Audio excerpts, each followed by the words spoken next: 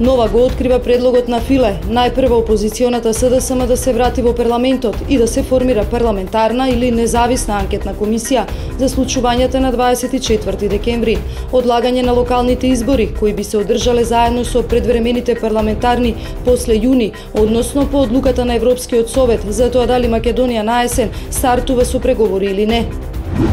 Процесот за решавање на проблемот со името е во Обединетите нации нема никаква врска со Европската унија, вели портпаролот на грчкото МНР Делаве Курас. Македонската страна има континуирана негативна пропаганда против Грција и не е ориентирана кон тоа да го реши прашањето, туку како да го прескокне.